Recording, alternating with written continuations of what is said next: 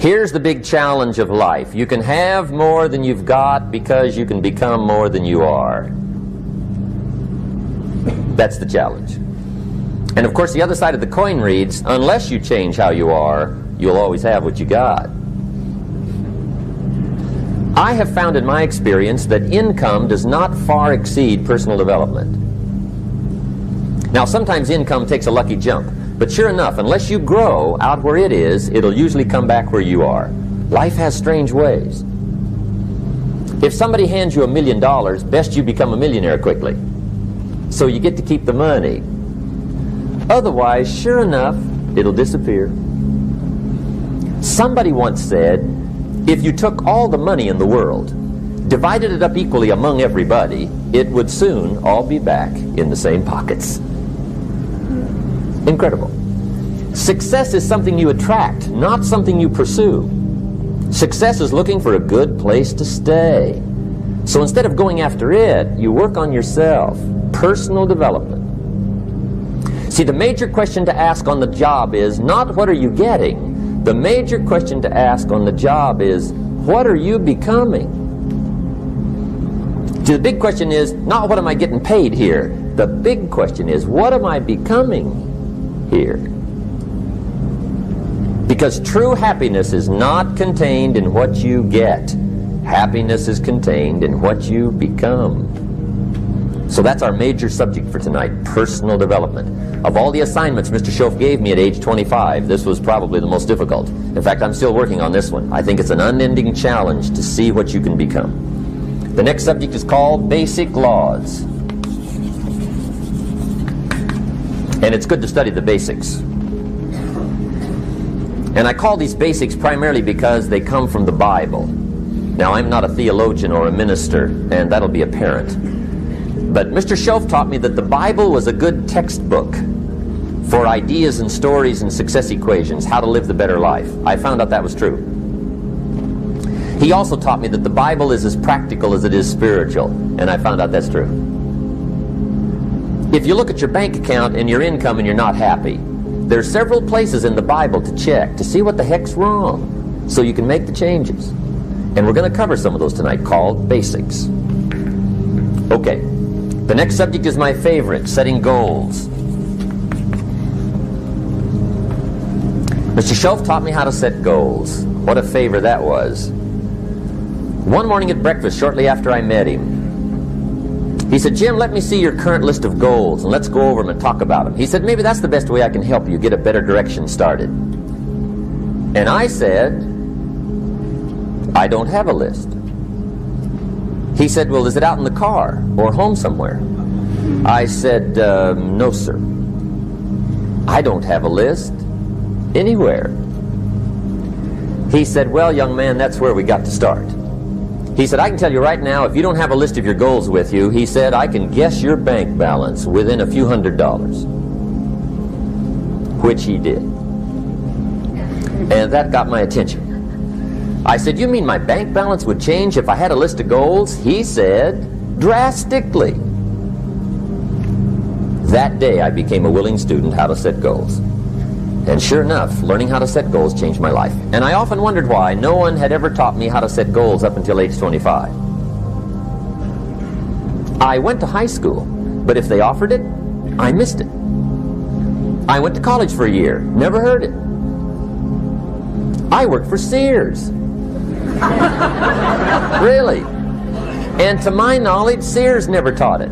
Right? How to set goals. So here I am, age 25, married, my family's starting, I've been to college, I'm working, and I still don't know how to set goals. But fortunately, when I was 25, I met the man who taught me how. And it revolutionized my whole life. Economically, socially, personally, it's incredible. So I want to share with you tonight what Mr. Schoaf shared with me, how to set goals. It can be a life changer. Okay. The next subject is the negative part of the seminar. Life is part negative, so we got to talk about the negative. And this subject is called diseases of attitude. Diseases of attitude. There's a lot of things that can wreck your chances to do well. We live in a rather dangerous world, so you got to be not only wise, you got to be careful. Now, attitude diseases are just as bad as physical diseases, right? High blood pressure, heart trouble. I mean, a lot of things lace your chances to do well. So you've got to be careful. And attitude diseases are deadly. I mean, they'll destroy all the good things you start. Okay? So we'll go through those attitude diseases, how to spot them, how to look for them, what they are, and the cure. And I'm a pro on these because I've had them all, so I can give you excellent advice on these. Now, the last subject we're going to consider tonight is called the day that turns your life around. The day that turns your life around.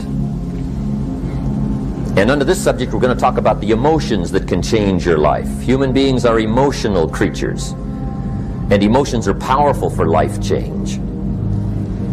Now, of course, emotions are so powerful they can go either way on you. Emotions can either build or destroy. So you really have to employ emotions properly. We call civilization the intelligent management of human emotions. If you can intelligently apply your emotions in the right direction, no telling what can happen. Could turn your life around one day would be sufficient. So we'll talk about those. Okay. Now, that's a lot to cover in one evening. But we'll keep at it here and see if we can't get it all done. I'd like to have you now jot down the theme of the seminar. Every seminar should have a theme, I guess. We've got one. It's on some of our literature if you happen to notice it. But if you didn't, for your notes, here it is. The theme of the seminar goes like this. The major key to your better future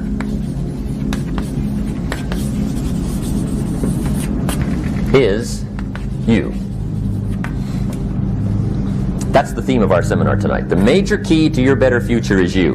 And I'd like to have you underline two words just to give it some added punch. Underline the word major and the word you,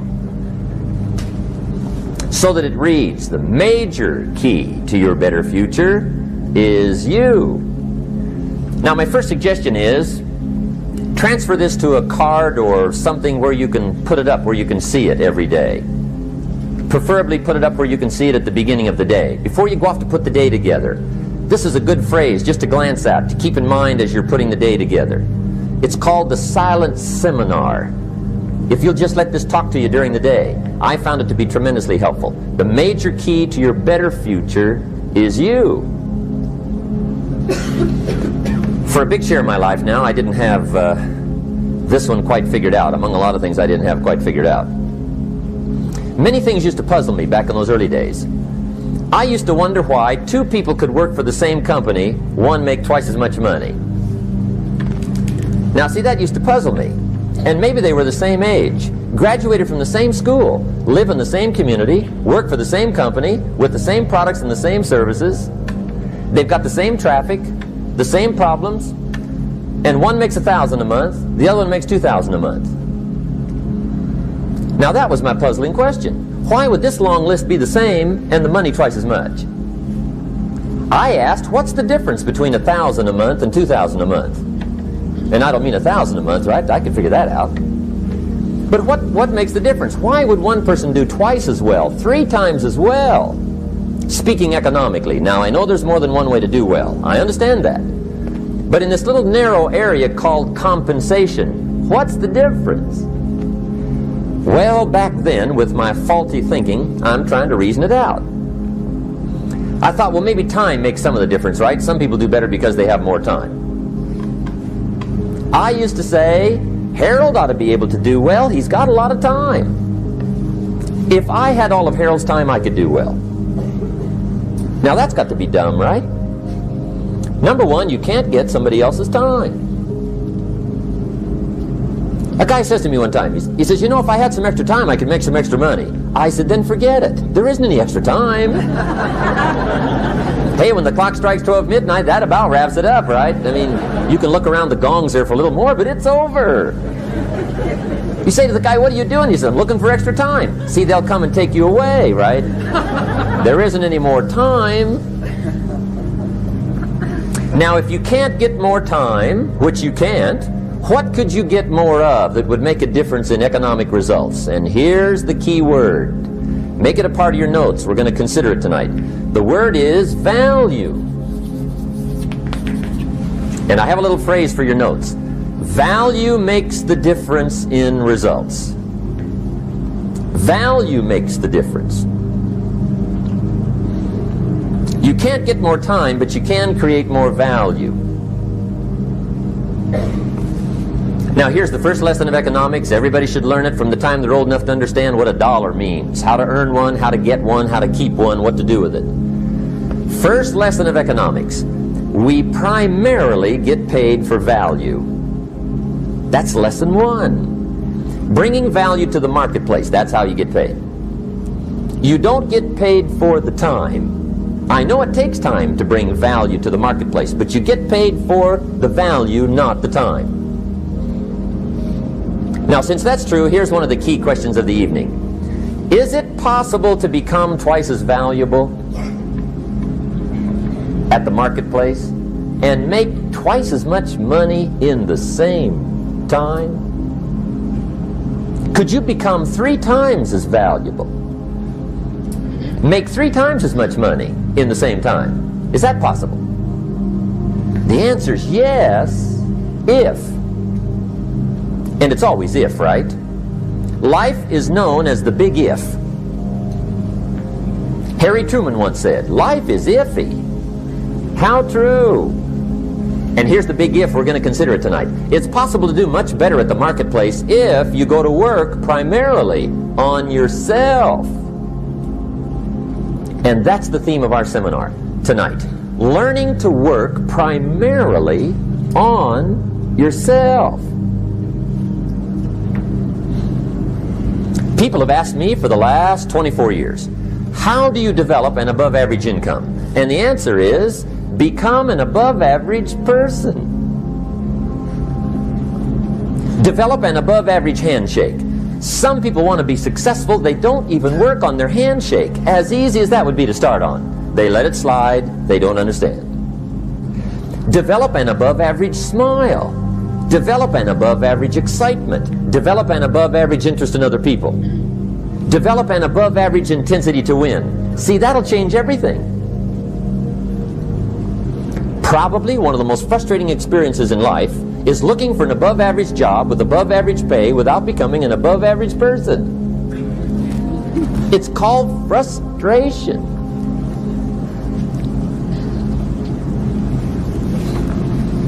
And Mr. Schoaf gave me probably the greatest clue he gave me when I first met him. He said, Jim, if you want to be wealthy and happy the rest of your life, just learn this lesson well.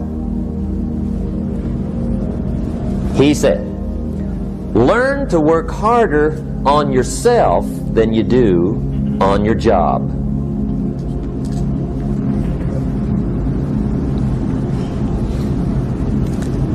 Then Mr. Schoaf gave me probably one of the most important clues among so many things he taught me, but this was in those early days.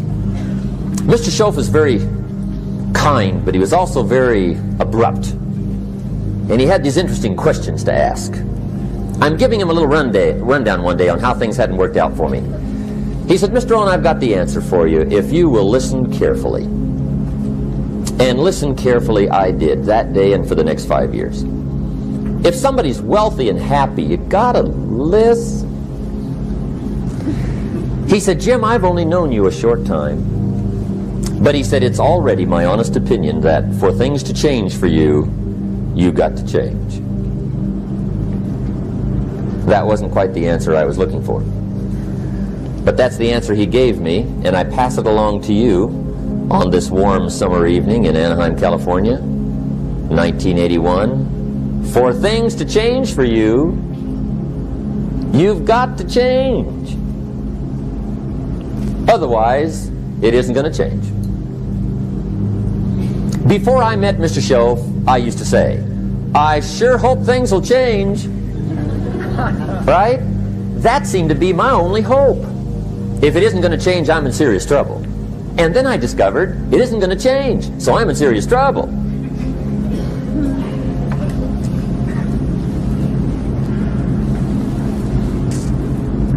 See, I can tell you what the 80s are going to be like. You have dropped into the right place.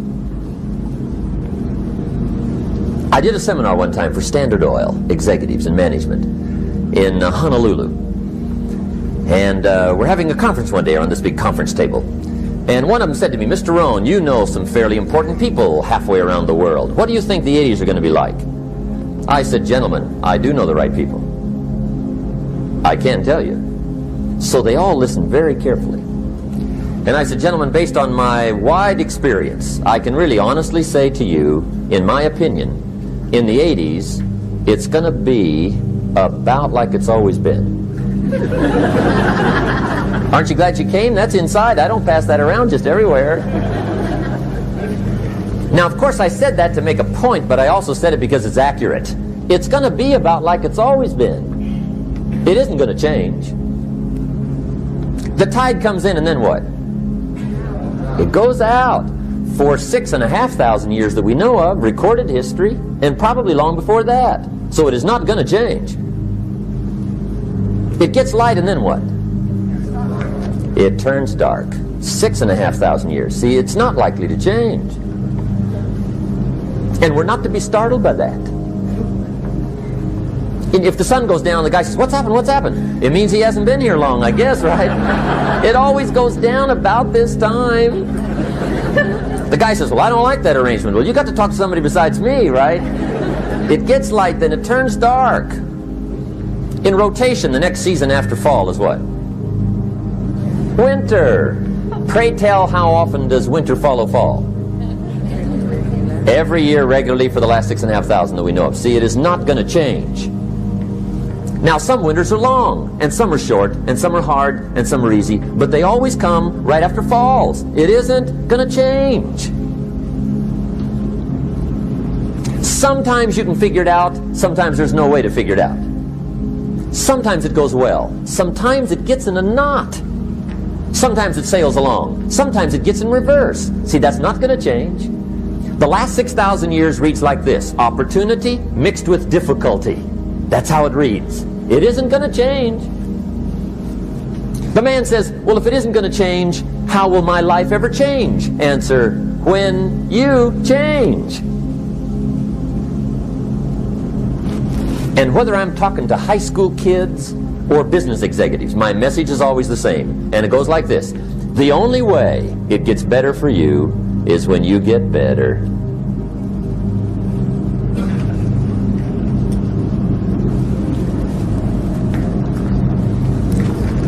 Let me give you the 4 major lessons in life to learn. Here's 4 majors. It's good to study the majors. In our weekend seminar we teach, some people don't do well because they major in minor things. You've got to be on the lookout. At the end of every week, end of every month, you've got to check, make sure you're not spending major time on minor things. Hey, we go through that whole series. Majors and minors. Now, let me give you 2 phrases before we get to the 4 majors. This will set it up and you'll see where I'm going. 2 key phrases for your notes. Here's the first one. Life and business is like the changing seasons. That's the first phrase. Life and business is like the changing seasons. One of the best ways to describe life, it's like the seasons. Frank Sinatra sings, life is like the seasons. Now here's the second phrase. Very important. You cannot change the seasons, but you can change yourself. You can't change the seasons, but you can change yourself. And see, that's how life gets better for you. Not by chance, but by change. Now here's the 4 major lessons in life to learn. I've got my first book finished, came out a couple of weeks ago. This is in it, the 4 major lessons in life to learn. Here they are. Number 1, learn how to handle the winters. That's lesson 1. They come right after falls, with regularity.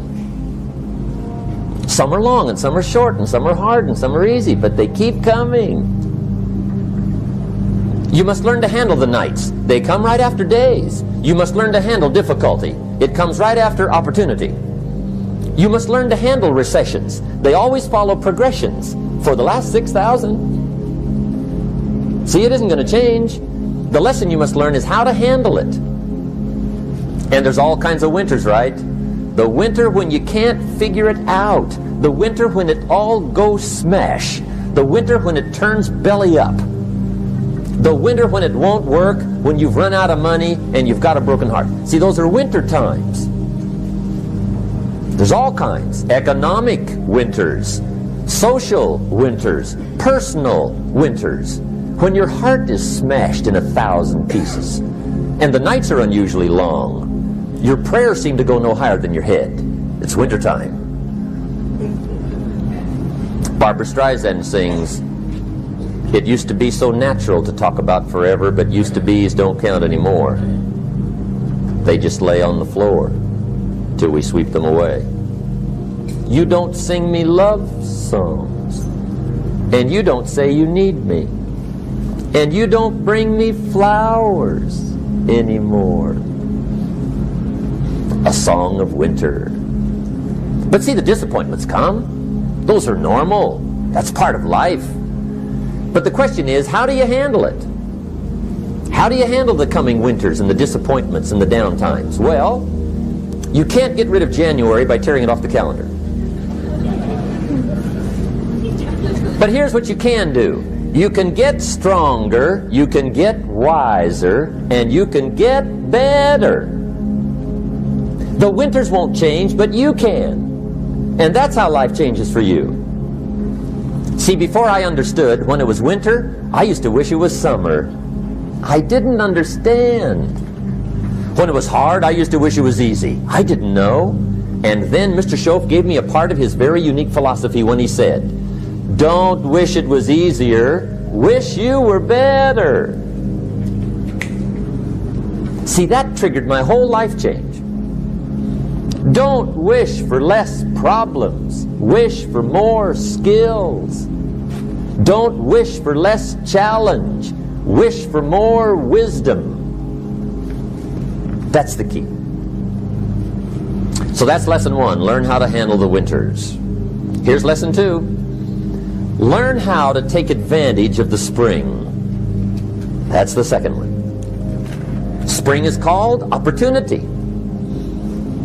And spring follows winter. What a great place for it. If you were going to put it somewhere, that'd be the place to put it, right after winter. And pray tell, how often does spring follow winter?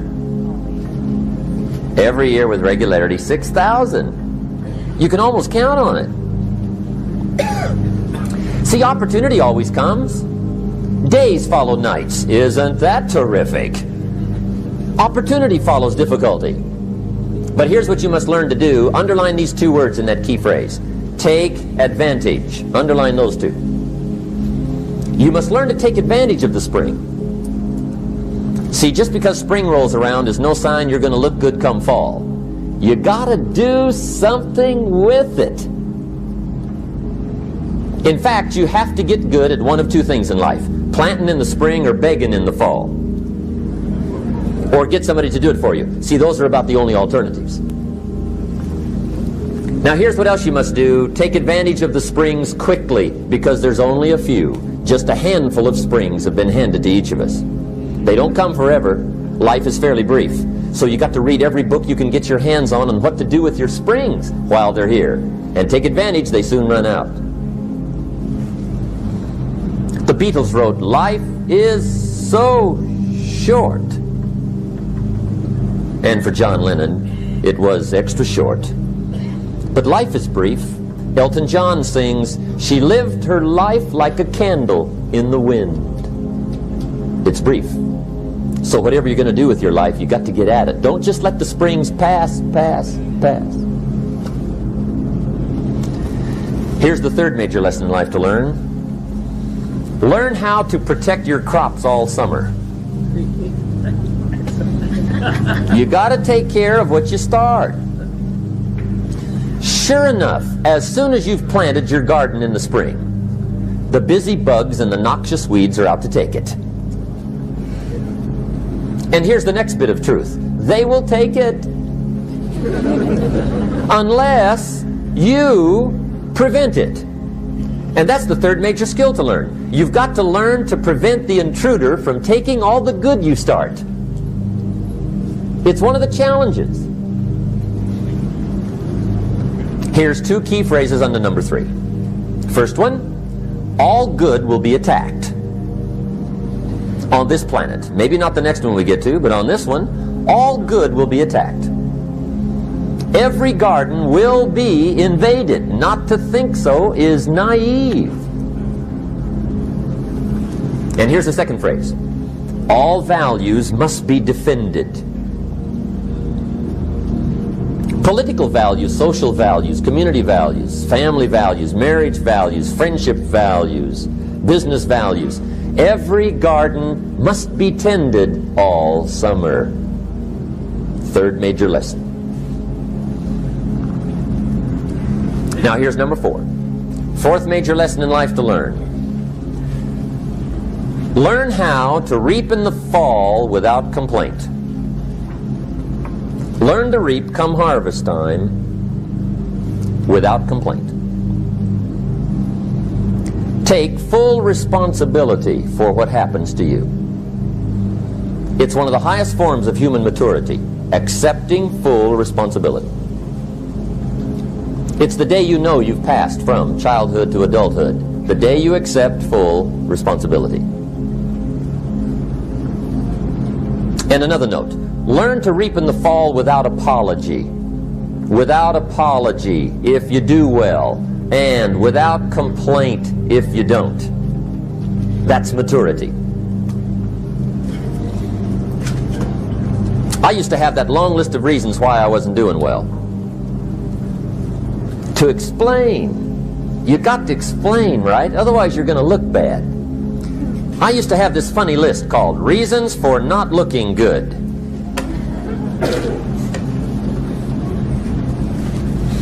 I used to blame the government. I mean, you can believe that or not. It was at the top of my list. I had a lecture second to none. The government. That was on my list. I used to blame taxes. Look what you got left after they take everything. And they expect you to do well. That was on my list there. Prices, that one's easy, right? You walk into the supermarket with $20, come out with a little half bag. So I had that on my list.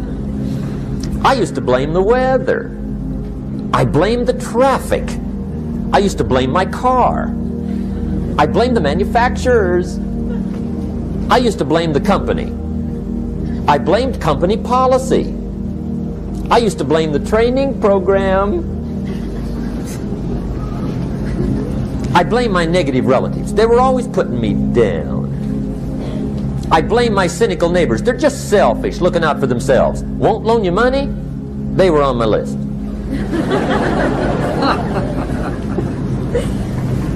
I used to blame the economy. I blamed the community. That's a pretty good list for not doing well, isn't it? I thought it was good. I'll never forget one day, Mr. Schoaf was very kind, but he was also very blunt. And this was no exception. And I'm glad he was blunt. There's a lot of things I'd have missed if he hadn't have been blunt. One day, with sort of a curious look on his face, he said, Jim, just out of curiosity, tell me, how come you haven't done well up until now? Excellent question. I thought, well, so I won't look too bad, I'll go through my list. And this list I just gave you, I put that on him. And he was very patient. He let me go through the whole thing, the government, the weather. I went through this whole thing.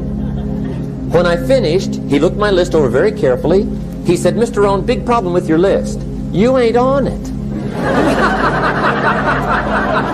How brilliant.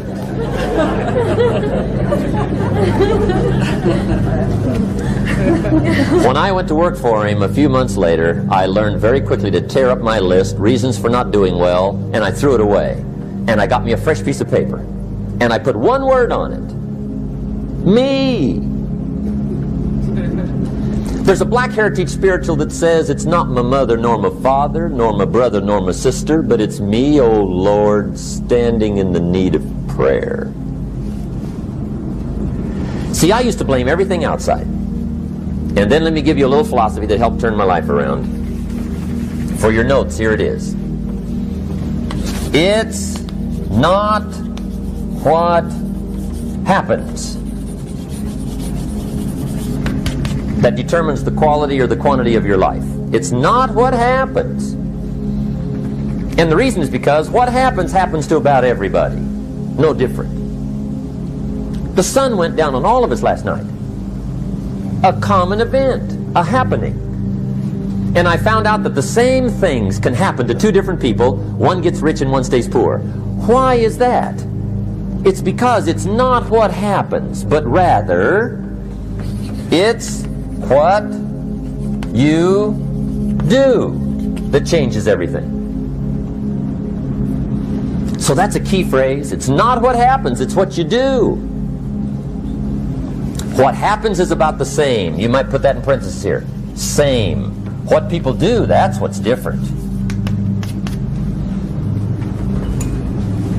Anything can happen, right? Everything can happen. I've heard all the stories. I've been one of the stories.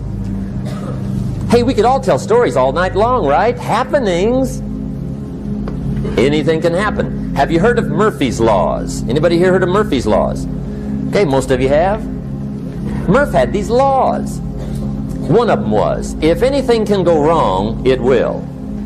That's one of Murphy's Laws. He was not one of the great positive speakers of the day. But anyway, it's still true though, right? Anything can go wrong, everything can go wrong. For sure. I've fallen out of the sky so many times. Once to the tune of a couple of million. Devastating. Took me a while to survive that one. Now, it wasn't all that much, but it was all I had. Right? I mean, that's when it's much, right? When it's all you got. If you got 3, 2 go, you got 1 left, you ain't looking that bad. But when it all goes, has anybody been there when it all went? Anybody? Come on, the rest of you liars. Go ahead. Hey, we've all been there, right? When it all went. Of course, it used to be a long time ago, right? When you ran out of money, got to 0, you were all through. Heck, now you can whistle right on by 0, right? I mean, they will bury you. That's what they will do.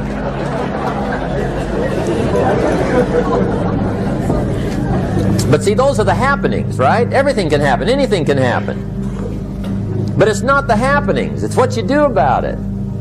Somebody says, yeah, but you don't understand the disappointments I've had. Come on. Everybody's had their share. Disappointments are not special gifts reserved for the poor. Everybody has them. The difference is what you do about it. It's not the weather. I used to blame the weather, and I discovered it rains on the rich. So see, that won't help. 2 men wake up one morning, there's a rainstorm on. One of them looks out his window, sees the rainstorm, and he says, wow, what a storm. With weather like this, they can't expect you to go out and make sales. He stays home. Same morning, the other guy looks out his window, sees the same storm, says, wow, what a storm. But he says, you know what, with weather like this, what a great day to go out and make sales. Most everybody will probably be home. Especially the salesman.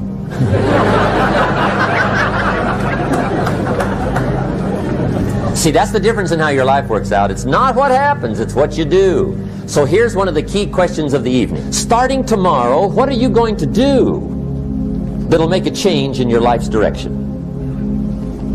Good question. What are you going to do starting tomorrow that'll make a difference? Now see, if you don't do something starting tomorrow that'll make a difference, guess what? It's gonna be the same. And see, that way you can guess what the next 5 years are going to be like. Look at the last 5. Because the next 5 are going to be like the last 5 unless you, major key, tomorrow, change it all. Or change a little, or change something, or don't change. It's choice time. You can do whatever you want. But it's nice to know any day you wish you can change your whole life. What can you do starting tomorrow that'll make a difference? Good question. What can you do with economic chaos, massive disappointment? What can you do with a broken heart? What can you do when it won't work? Good question. So if I had a word with you tonight, one-on-one, just you and me.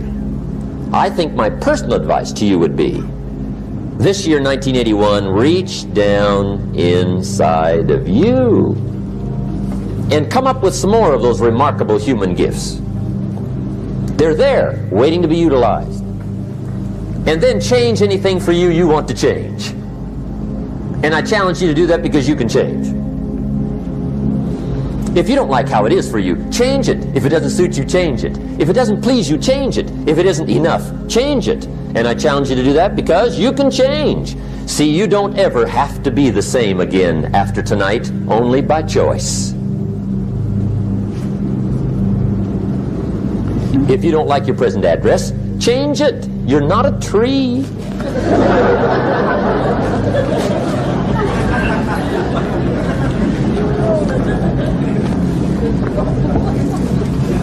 Now, let me give you 3 steps to personal development. Let's get down to the nitty-gritty. What does it take to really make the changes starting tomorrow? It takes more than philosophical pronouncement. I know that. It also takes more than enthusiasm. I know we're hearing a lot about enthusiasm these days, but see, that just won't do the job. We're still hearing the old cliches of the 30s, right? To be enthusiastic, you must act enthusiastic. But see, that's not going to help. After you have leaped about, there are some things you got to do, or it isn't going to change. See, you can get all excited about lifting 200 pounds till you get to the gym. And then you need a new excitement. And the new excitement is called discipline. Major step to human progress. Discipline. If there's one thing to get excited over, that's it. Get excited over your ability to make yourself do the necessary things. What could you make yourself do starting tomorrow that would change it all? No! Tell him. Now, see, that's exciting. On any given day, you can massively change the direction of your life. Murder is a clear example that any one person on any given day can forever alter the course of their life. It just happens to be a negative act. But just as sure as you can commit a negative act, you can also commit a positive act and forever alter your life whenever you wish. Now that's exciting. And whatever that act might be that changes your life. The guy finally takes a shotgun to his car and blows out every window, destroys every tire, puts 100 rounds in this shabby old thing. And he says, I have driven this embarrassing thing for the last time. And not only will I never drive it again, nobody else will ever drive it again. And he lets that shuddering thing stand there for a while as a monument to the day he said, today my life changes. Now who can do that? Anybody. When can you do it? Whatever day you pick.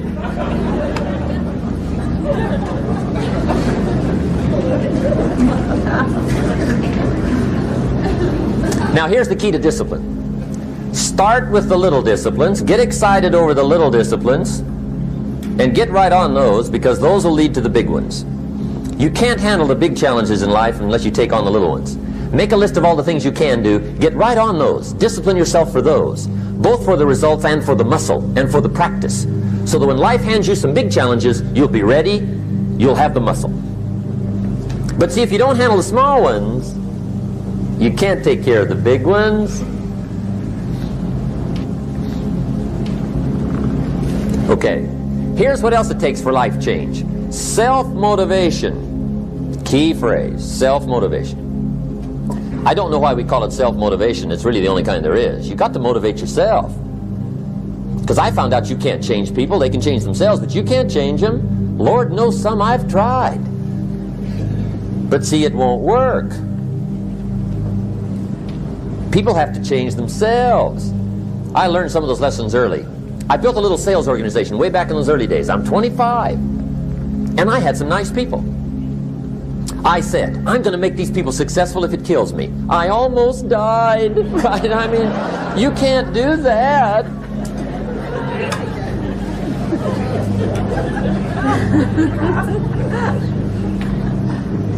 See, I've discovered this. Good people are not trained, they're found. You find good people. You don't make them good, you find them good. Training really is for the purpose of finding good people. You don't need much instruction for a good person. Too much training probably means you got the wrong people.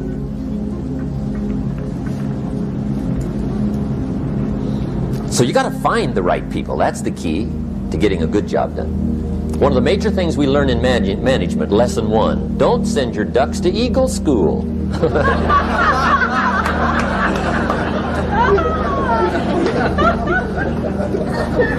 Because it won't help. I mean, I'm telling you, it won't help no matter how good your school is.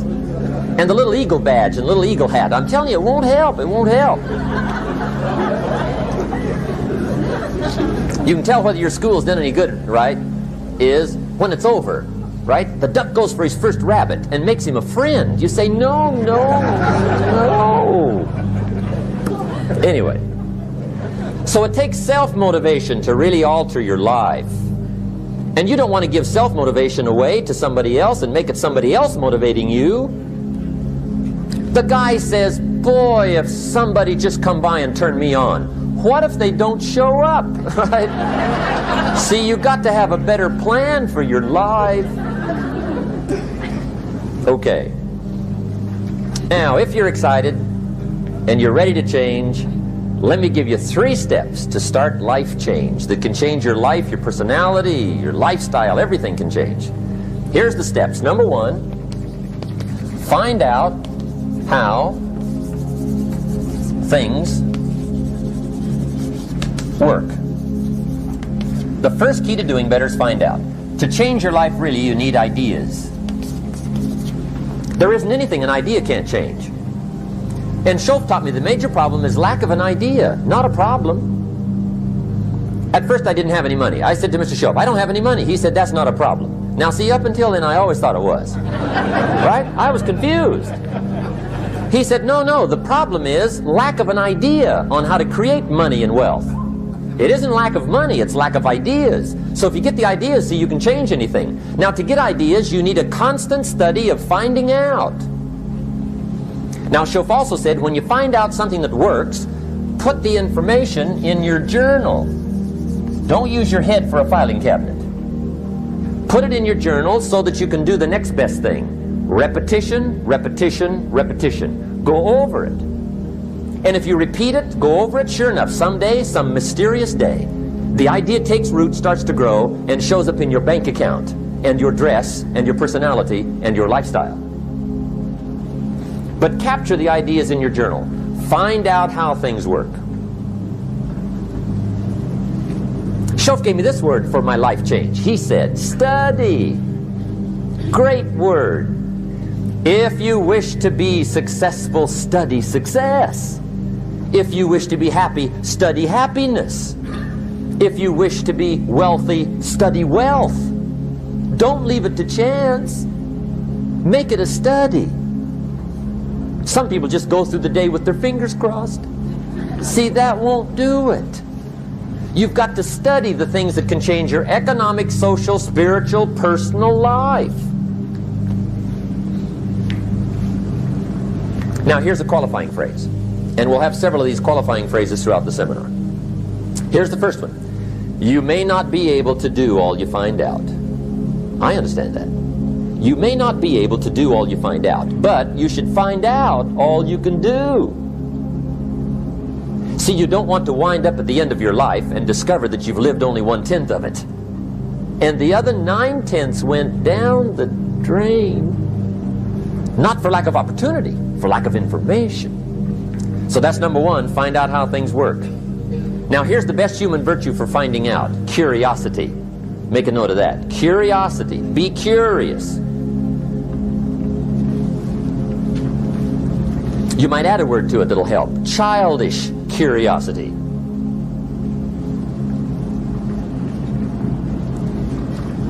What will kids do if they want to know something bad enough? Bug you, that's the phrase.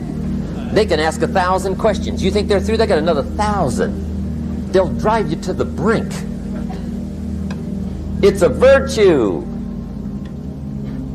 when you gotta know.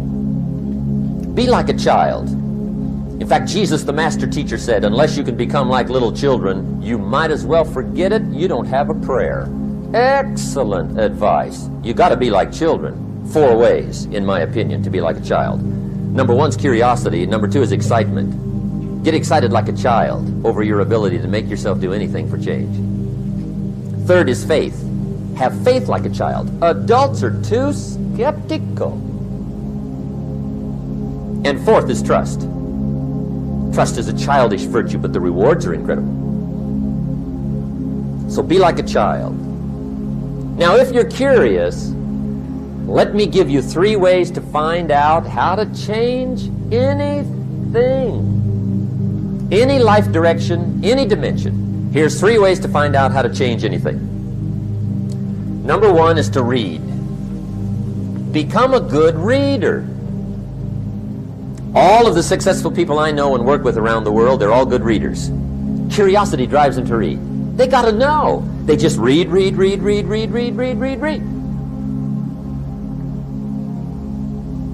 Become a good reader. Now, that's my opinion. Listen to the other lecturers and listen to me and make up your own mind. Don't be a follower. Be a student. Okay? I say, really, for life change, you got to read.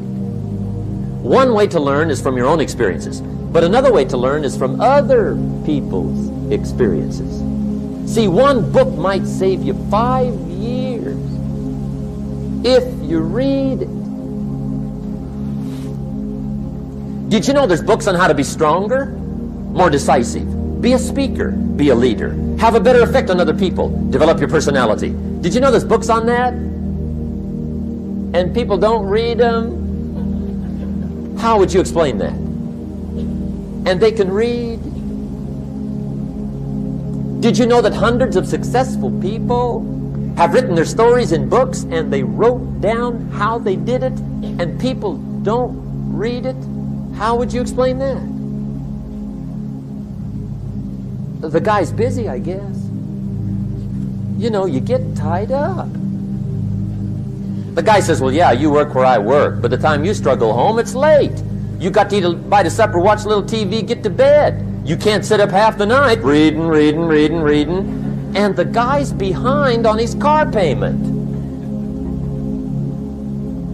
Good worker, hard worker, sincere. But you got to be better than sincere and work hard. Otherwise, at the end of your life, you'll wind up cold, stony broke. You got to be better than a good worker. You got to be a good reader. The whole world is governed by laws. The universe, in fact. Laws. We call it the law of electricity. We call it the law of gravity. There's mathematical laws. There's physical laws. Speed and velocity laws. Agricultural laws. There's all kinds of laws. Now that we find ourselves on the spinning planet, you just have to learn what I call the setup. Learn the setup. Life's setup. Now, we didn't set it up, but we're here, so you got to learn it. And we should learn the setup for 2 basic reasons. Number 1, to keep from getting hurt. It's one of the major reasons for learning, so you won't get hurt. See, economically, socially, personally, you can get hurt just not knowing. Ignorance is not bliss. Ignorance is poverty. Ignorance is tragedy. You got to know, or you're going to get hurt. It's good to know not to walk out the 10th-story window. That's excellent information. Now, what if a guy didn't know and he walks out? Now he's dead at the bottom. Somebody says, well, the poor guy didn't know. You got to know, or you're going to get hurt. Okay. Now, here's a parenthesis. You don't have to like the setup. I don't ask you to like how it is. That's not what's important. But it is important to learn how it is. Okay, so you don't have to like it, but you should learn it. That's what I tell the kids, right? Make sure you get the information. What you think about it, that's up to you. What you're going to do with it, that'll soon be up to you. But make sure you get it. See, there's nothing worse than being stupid. Nothing. I mean, being broke is bad, but being stupid is awful. And what's really bad is being broke and stupid, right? That's about the end of the world. I mean, there isn't anything much worse than that. Unless you're sick. Sick, broken, stupid. I mean, that is it, right? There's nowhere else to go. So make sure you get the information. It's key. You don't have to like it, but learn it. If this big monstrous thing lifts up in the sky, hangs there for a little while, cuts loose, comes crashing down, boom, shakes the ground for 5 miles. And then this big monstrous thing lifts back up in the sky, hangs there for a little while, cuts loose again, comes crashing down, boom, shakes the ground for 5 miles. It just keeps doing it, this big monstrous thing, lifting up and then crashing down, boom. Now, you might come along one day and say, that's got to be a stupid arrangement, which is okay. You're entitled to your opinion. But the first thing you should learn to do is get out from under it, right? That's number one. You might have a great moral argument. You might want to shake your finger at the sky, but do it from over there, right? So you don't get smashed. It's called your basic smart. So number one, learn so you won't get hurt. Whether you like it or not, learn. Now here's the second reason for learning, the setup, to benefit. It's called the plus of life. And that's what life is, right? Both minus and plus. The minus is tragedy, heartache, misery, failure, unhappiness. But life is also happiness, prosperity, good feelings. So here's the key. Learn to get on the good side of the way things work.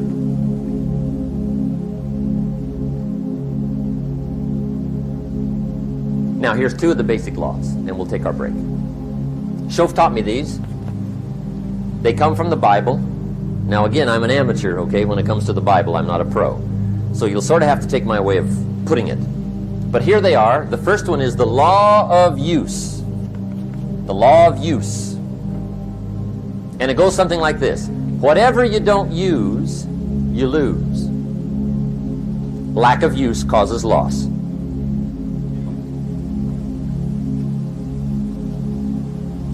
On this planet, maybe not the next one, but on this one, if you tie your arm to your body, leave it there long enough, you'll never use it again. It's over for the arm. Now, it may not be over, but it's over for the arm. The only way to keep the use of this arm is what? Keep using it. If you quit, you lose automatically. They don't bring it up for a vote. You lose automatically when you quit. Now, the same thing that goes for your arm goes for your brain, mentality. The same thing goes for all the human virtues. Ambition, unused, declines. Strong feelings, unused, diminish. It doesn't grow, it diminishes. Faith, unused, decreases. It's a law. Vitality, unused, diminishes. Energy, unused, decreases. The guy says, well, I'm going to save up my energy. You can't do that. That's like trying to save today, put it on the end of the year. See, you can't do that. They'll come take you away. If you don't use today, what? It's lost. The guy says, well, I'll work twice as hard tomorrow to make up for it. See, that's foolish. You could have done that anyway. Today unused is lost. A talent unused is lost. An ability unused is lost. So here's one of the key expressions of the evening. Take a new inventory of yourself. Starting tomorrow, new project. Take a new inventory.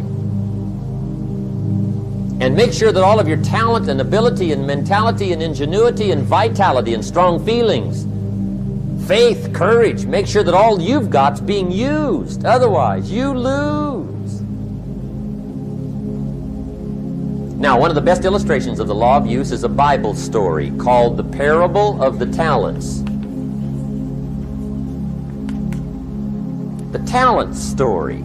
Interesting story if you haven't read it in a while. Just review it. It's a good story. An ancient story. It says there was a master with 3 servants. He got them together one day and he said to the 3, I've got these talents. And in those ancient days, a talent was a measure of gold. And he said to the 3 servants, take these talents and see what you can do with them while I'm gone. He said, I'm taking a journey and I'll be gone for a while. When I come back, we'll get together, go over the book, see how you did. He said, here's 5 of these talents for you. 5. Here's 2 of them for you.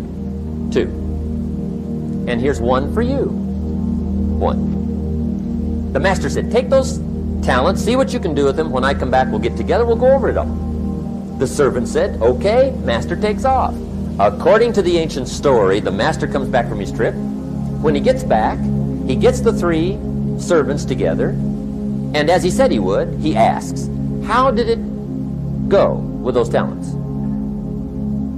You were 5. What happened? That servant said, well, I took the 5 talents you gave me, and I put them to work. A little shaky at first, but he said things finally got rolling. And he said, I poured it on. And he said, my talents grew to 7, 8, 9, 10. He said, I doubled my talents from 5 to 10. Books will show. Master said, one heck of a job. Or something like that. He said, I gave you 2 talents. What happened? That servant said, about the same thing happened to me. I put those 2 talents to work, poured it on. They grew to 3 and then to 4. He said, I doubled my talents from 2 to 4. Books will show. Master said, well done. He said, I gave you 1 talent. What happened? That servant said, well, I took the talents you gave me, and I carefully wrapped it, and I dug a hole and buried it. And camouflaged it, I suppose, right, so nobody would steal it. And he said, fortunately, nobody got it. And he said, I knew you were going to be here today, so I dug it up. Here it is, safely wrapped. I did not lose it while you were gone. According to the ancient story, the master said, take that talent away from him and give it to the man that's got 10. Now you might say, well, I don't like that arrangement. The poor guy's only got 1 talent. He's already got 10. It ought to be more even. Remember, I didn't ask you to like it. But this one I would ask you to learn, because it simply means whatever you do not employ, you forfeit. It's a law.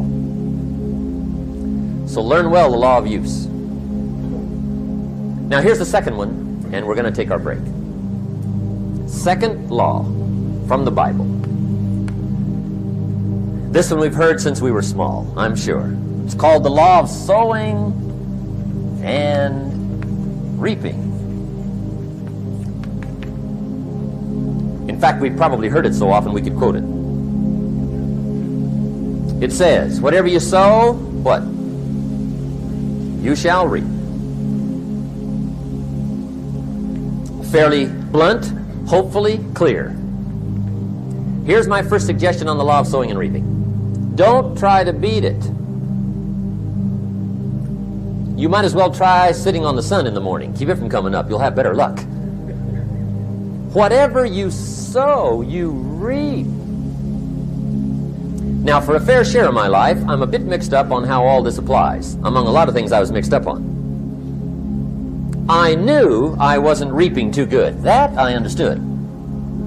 My problem was I was confused about what was causing it. Remember me with the funny list? I thought those are the reasons why it isn't working out well. And then Mr. Schoaf gave me the clue that helped me figure it all out. He said, Mr. Rohn, I have another answer for you. There's another way to quote this law that'll show you where the problem is so you can go to work on it right away. All you need to know is where the problem is, then you can go to work on it. So he quoted me the law another way, and I found out what my problem was. Here's the way you quote the law. Whatever you reap is what you've sown. Now I knew what my problem was. Whatever you reap is what you've sown. If you don't like the crop, who do you look up? Answer, whoever planted it. And where do you find who planted your crop? Answer, in the mirror. What I finally learned to do come fall was to go to the mirror. That's where you go. And if necessary, you say, a few skinny carrots? I got to be unimpressed. Where were you last spring? Asleep. Didn't you read the books? Did you break your hoe? Let me give you 7 key points to the law of sowing and reaping. Let's tick right down through the list of 7, and it'll be break time.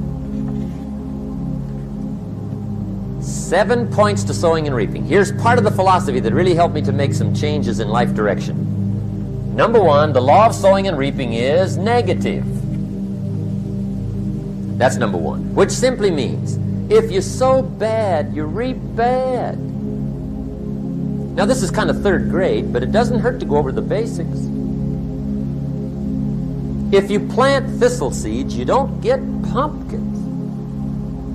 Honest, no use looking for pumpkins. John says, how come no pumpkins? Come on, John. The law's negative. That's how come. Now here's number 2. The law's positive, which simply means if you sow good, you reap good. If you plant pumpkin seeds, you don't get thistles. Not from pumpkin seeds. Mother Nature won't pull tricks on you over in the corner snickering and pushing new thistles and you planting pumpkin seeds. She won't do that. You will get pumpkins from pumpkin seeds, and the reason is because the law is positive. Now here's number 3. I got excited when I found out the full dimension of this. See, you do not reap what you sow, but rather you always reap much more than what you sow. So the 3rd key word is more. You don't get back what you put out. You get back much more than what you put out. And it works both positive and negative. On the negative side, it said, if you sow to the wind, you reap the whirlwind. So you got to get ready for that, or you will be naive. See, anybody can, whether you will or not. See, that's the question. And here's a good question to ask. We are all buying somebody's plan. The question is, whose? Who's got you talked into doing what you're doing? Who's got you talked into your present plan? See, 10 years from now, you will surely arrive. The question is, where?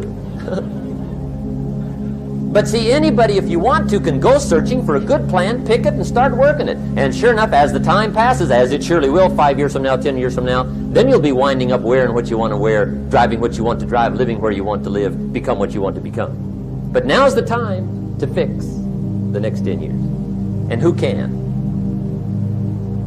Anybody.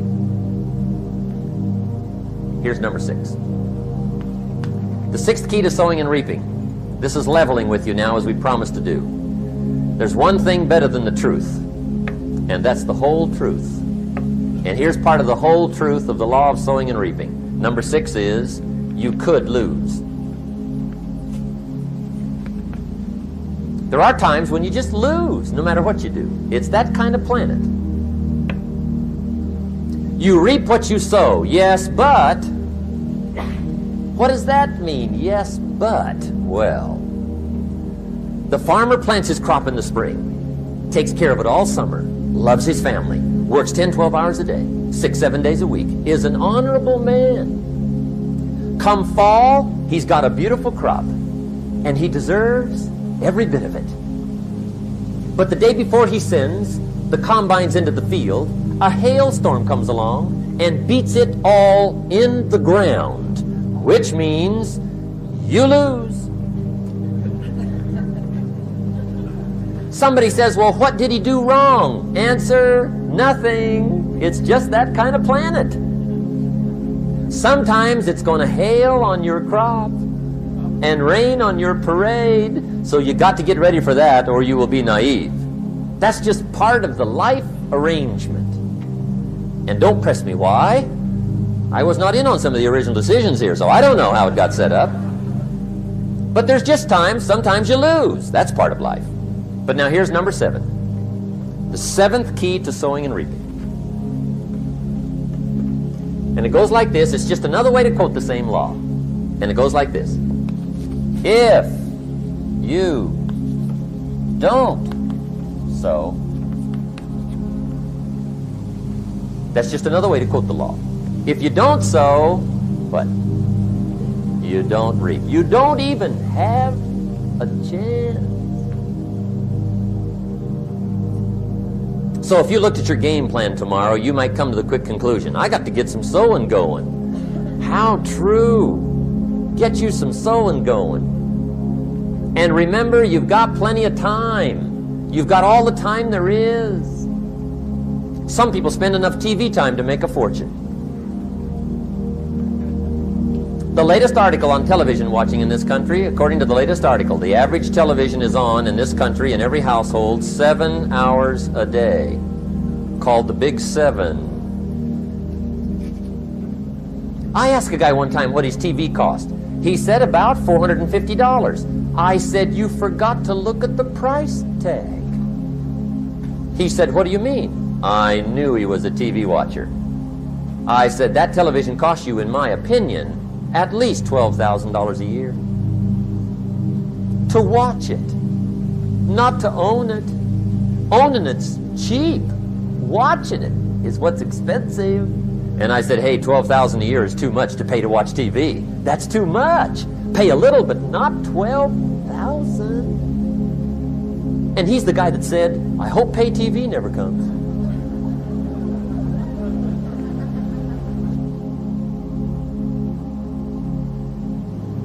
Okay, we're trying to cover an awful lot tonight, I realize that, but my time schedule is such that we just have to sort of give it all to you and let you sort the rest out. I wish we had plenty of time for questions and answers and that whole thing, but our time is just limited. But we are trying to go through an awful lot, I realize that. But looks like everybody's getting it. This is about the note-takingest crowd I've seen in a long time. Incredible. Does anybody have 5 pages yet? Anybody? Oh, fantastic. Incredible. Okay. Maybe you heard the story about the preacher down in Texas, southern part of the country. He was an evangelist back in the horse and buggy days. And he was very good at being an evangelist, and a lot of people used to come and hear him preach. And one day he put up his tent in one of these Texas towns and expected a big crowd as usual, come and hear him preach. And he got there, first night of the tent revival, walked in. 7:30, time to start. And to his surprise, the tent was empty. He thought, well, something must be drastically wrong. So he waited till 7:45, nobody showed up. 8 o'clock, zip. Finally, 8:15. One lone cowboy wandered up on his horse, tied his horse up outside, came in, sat down on the front bench, right, waiting for something to happen. The preacher thought, well, at least I better go down and talk to the cowboy. So he walks down, talks to the cowboy, and he says, Cowboy, I'm the preacher. And he said, I don't know what to tell you. Something's gone wrong. He said, this tent was supposed to be full of people. He said, I'm embarrassed. He said, you're the only one that showed up. And he said, I really don't know what to do. And the cowboy said, well, I'm not a preacher, so I really can't tell you what to do. You know, he said, I'm just a cowboy. But he said, I know this, if I went out to feed my cattle and only one showed up, I'd at least feed it. The preacher thought, hey, the cowboy is right. If you've got a good idea to share, you should share it, if there's 1 or 1,000. So he got kind of inspired by this conversation, and he jumped up on the platform, started to preach, as if the tent was full of people. It just exploded. And he went for an hour and 15 minutes, just kept rolling. Finally, he quit. And when he finished, he came down off the platform and talked to the cowboy again. He says, well, cowboy, what did you think of my sermon? And the cowboy said, well, I'm not a preacher, so I really can't tell. You know, he said, I'm just a cowboy. But he said, I know this. If I went out to feed my cattle and only one showed up, I'd feed it, but I wouldn't dump the whole load on it.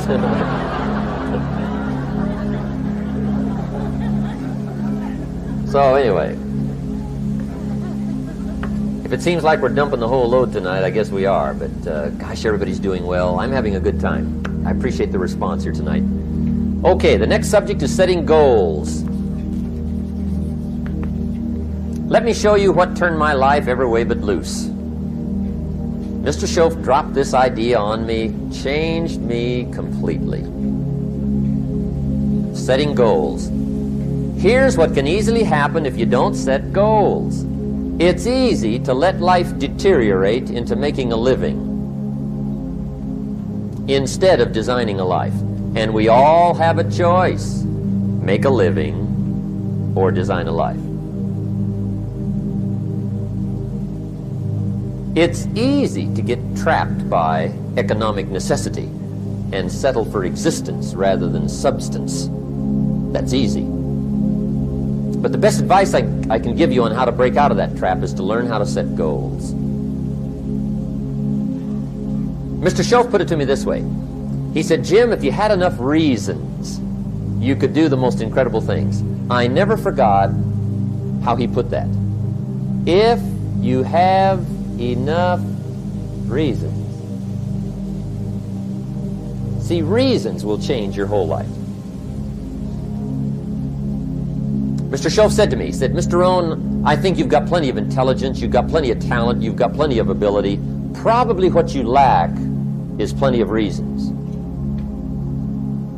He said, I don't think your current bank balance is a true indication of your level of intelligence. I was happy to hear that. He said, I think you're much smarter than your present bank balance indicates. And that turned out to be true. I was much smarter. But of course my first question was, well then why isn't it bigger? And he said, you don't have enough reasons. You've got enough intelligence, but not enough reasons. So see, reasons can change your life. Here's what else I found out. Reasons come first, answers come second. You don't get the answers to do well till you get the reasons.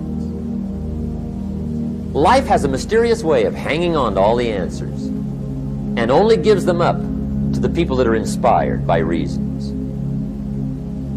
So reasons make the difference in how your life works out. Now, what are some of the reasons for doing well? Let's go through a quick list called Reasons for Doing Well.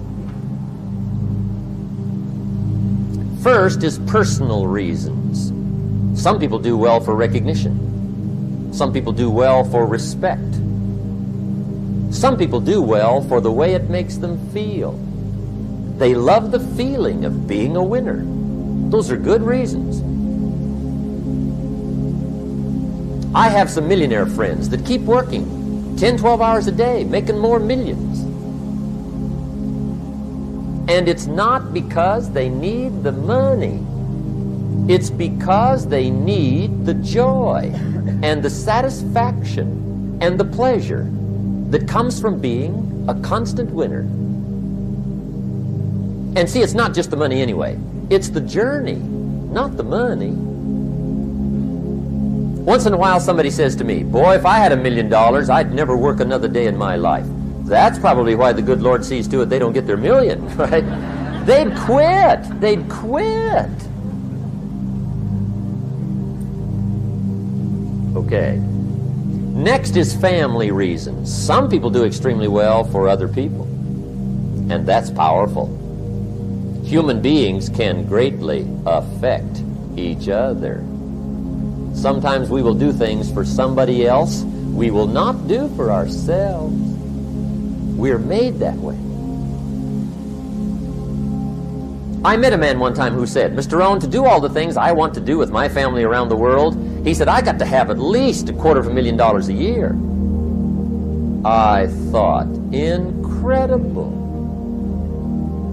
Could a guy's family affect him that much? And the answer is, of course. How fortunate are the people that find themselves greatly affected by somebody for personal achievement.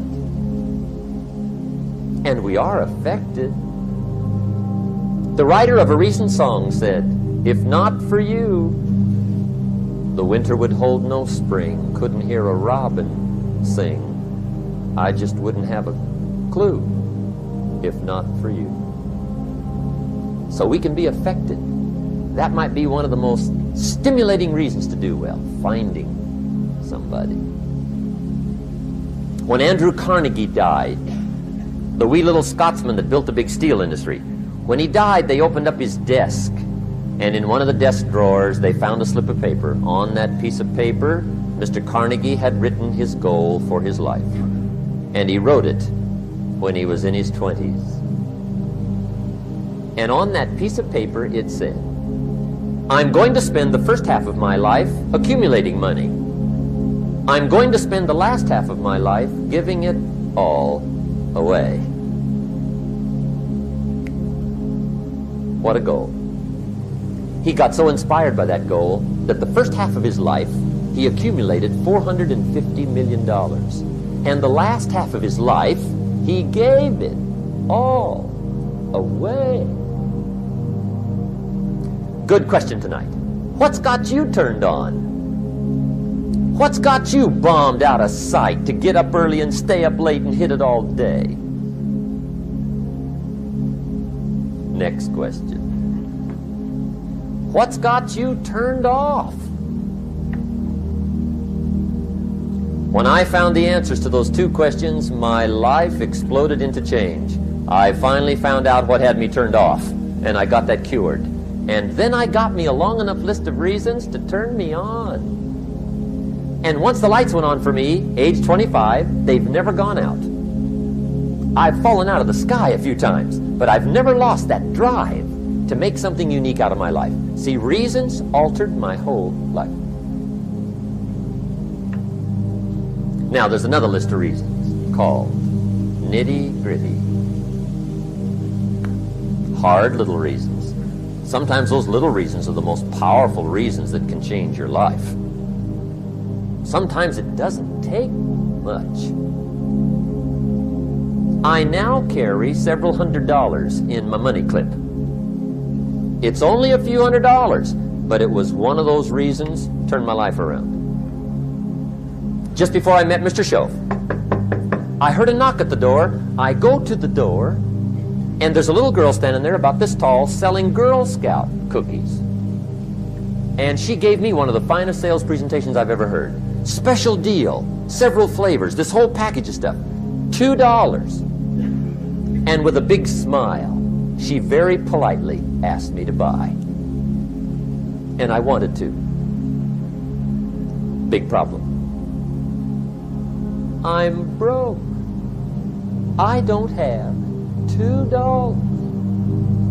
And to this day, I can remember the pain and the embarrassment. I'm a father. I'm a husband. I've been to college. I'm working. I'm 25. I don't have $2. And I didn't want to tell her that for some reason. So I did what I thought was next best. I lied to her. I said, "Hey, look, I've already bought lots of Girl Scout cookies. I've still got plenty stacked in the house," which was not true. But it seemed to get me off the hook for the moment. She said, "Well, gosh, that's wonderful. Thank you very much." And she went away. When she left, I closed the door, and that was the day I said to myself, I don't want to live like this anymore. I've had it with lying, and I've had it with being broke. I'm never going to let this happen to me ever again. I promised that day I would work as hard as possible and would always carry plenty. It took me a little while, but now I do. It was one of those reasons. And I guess I carry plenty for two reasons. One is the way it makes me feel, but also in case I bump into another Girl Scout selling cookies.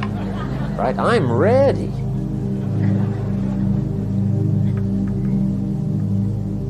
I walked out of the Bank of America one time up in Saratoga, California, where I used to live.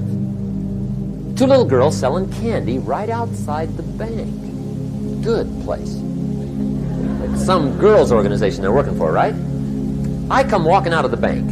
This first little girl walks up to me. She said, "Mister, would you like to buy some candy?" I said, "I probably would. What kind is it?" She said, "It's almond roca." I said, "My gosh, that's my favorite." She said, "Wonderful." I said, "How much is it?" She said, "It's just $2. I thought, incredible. I said, "How many boxes of that candy have you got?" She said, 5. And her little friend was standing there. She was selling candy too. I said, "How many boxes have you got?" She said, "I've got 4. I said, "That's 9. I'll take them all." They said, "Really?" I said, "Yeah, it's my favorite. I've got some friends. I'll pass them around." They got so excited, put all this candy together. I reached in my pocket, gave them the $18. When I've got the candy and they've got the money, that first little girl looks up at me. She says, "Mister, you are really something." How about that? Can you imagine only spending $18 and have somebody look at you in the face and say, "You are really something"? Now you know why I carry heavy, right? I'm not going to miss anymore. It was just one of those reasons. Helped to change my life. One of my nitty-gritty reasons was budget finance. Budget finance used to grind my soul. Way back in those early days, I had fallen for one of those consolidation loans, where you take all your little hard-to-pay bills, put them into one big impossible-to-pay bill, right?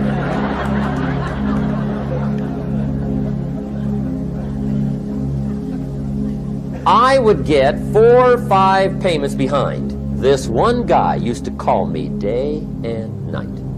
I don't think they're allowed to do that anymore. Harassed me. Threatened to run me in front of the judge. Threatened to ruin my credit. Threatened to embarrass my family. One day he said, "We're going to come get your car, drag it rear end up down the street in front of your neighbors." The guy even called me a flake. And back in those days, I'm broke, I'm pitiful, there's nothing I can do about it. But I never forgot how the guy treated me. And when I met Mr. Show and I got my life straightened out and the money started to flow, that was one of my first projects, budget finance. I poured it on day and night. I finally put all the money together I owed him, which was considerable.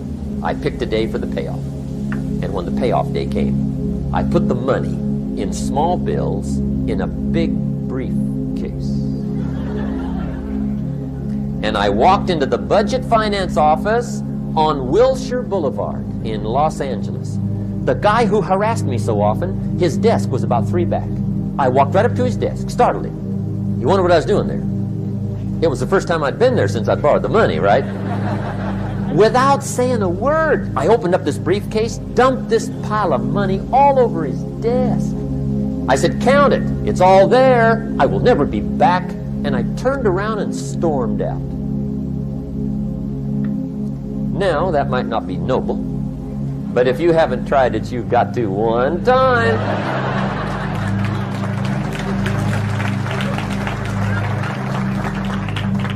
It can be the day that turns your life around. All you need is a reason that turns you on.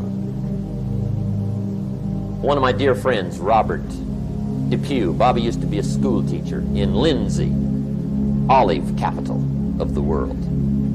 Bobby taught school several years, got a little weary teaching school. One day decided he wanted to get into sales.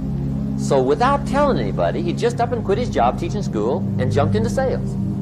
When he did, his brother made fun of him, laughed at him, put him down, said Robert's lost his mind. Had a good job teaching school. Now he thinks he's a salesman. He's going to go down the drain, lose everything. Just put him down something fierce. Bobby said, the way my brother acted when I got into sales, he said that made me so mad. I decided to get rich. And my question for you tonight is it possible to get that mad? Of course. Wealth is not a matter of intelligence. It's a matter of inspiration. Today, Robert happens to be one of my millionaire friends. Bobby's rich.